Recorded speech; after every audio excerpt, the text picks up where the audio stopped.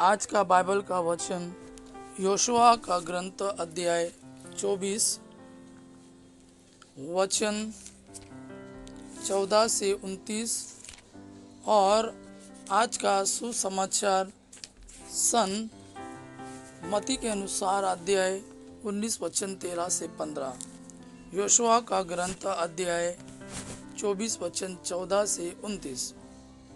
प्रभु पर श्रद्धा रखो और ईमानदारी तथा सच्चाई से उसकी उपासना करो। उन देवताओं का बहिष्कार करो जिनकी उपासना तुम्हारे पूर्वज फरात नदी के उस पार और मिस्र में किया करते थे।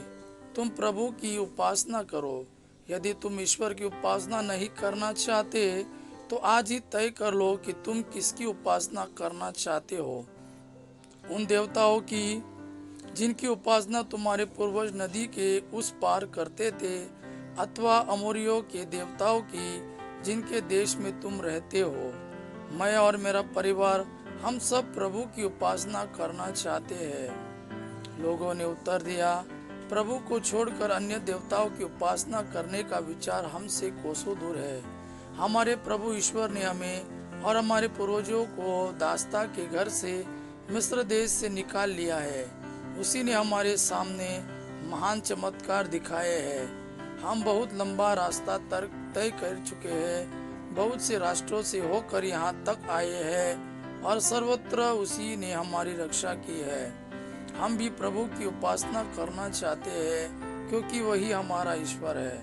तब यहोशुआ ने लोगों से कहा, तुम प्रभु की उपासना नहीं कर सकोगे क्योंकि वह पवित्र ईश्वर है, असहनशील ईश्वर है। वह तुम्हारे अपराध और पाप नहीं क्षमा करेगा। यदि तुम प्रभु को त्याग कर अन्य देवताओं की उपासना करोगे तो यद्यपि वह तुम्हारी भलाई करता रहा, फिर भी वह तुम्हारी बुराई करेगा और तुम्हें नष्ट कर देगा। लोगों ने यहोशुआ से कहा, नहीं, हम प्रभु की उपासना करेंगे।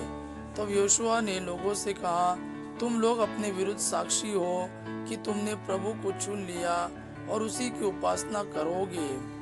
उन्होंने उत्तर दिया, हम साक्षी है। इस पर यहोशुआ ने कहा, तब तो अपने पास के पराये देवताओं का बहिष्कार करो और अपना मन ईश्वर में, इजराइल के प्रभु में लगाओ। लोगों ने यहोशुआ को यह उत्तर दिया, हम प्रभु अपने ईश्वर की उपासना करेंगे और उसी की बात मानेंगे। यहोशुआ ने उसी दिन लोगों के साथ समझौता कर लिया। उसने सिकेम में उनके लिए संविधान और अध्यादेश बनाया। इसके बाद उसने उन बातों को प्रभु की संहिता के ग्रंथ में लिख दिया। उसने बलूत के नीचे प्रभु के मंदिर में एक बड़ा पत्थर खड़ा कर दिया और सब लोगों से कहा, यह पत्थर हमारे विरुद्ध साक्ष्य देगा क्योंकि इसने उन सभी बातों को सुना जिन्हें प्रभु ने हमें बताया। इसलिए यह तुम्हारे विरुद्ध साक्ष्य देगा जिससे तुम अपने ईश्वर को अस्वीकार नहीं करो। इसके बाद यहोशुआ ने लोगों को अपनी अपनी भूमि में भेज दिया। इस घटनाओं के बाद प्रभु के सेवक नून के पुत्र यहोशुआ का 110 वर्ष की उम्र में देहांत हुआ। आज का सुसमाचार सन्मति के अनुसार अध्याय 19 वचन 13 से 15।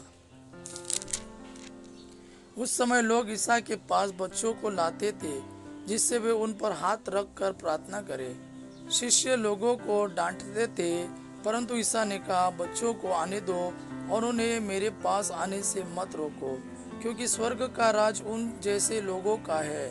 और वह बच्चों पर हाथ रख कर वहां से चले गए। यह प्रभु का वाणी है। प्रभु को धन्यवाद। अब पिता की महिमा और पुत्र यीशु का प्रेम आप पर सदा सर्वदा बना रहे। आमीन।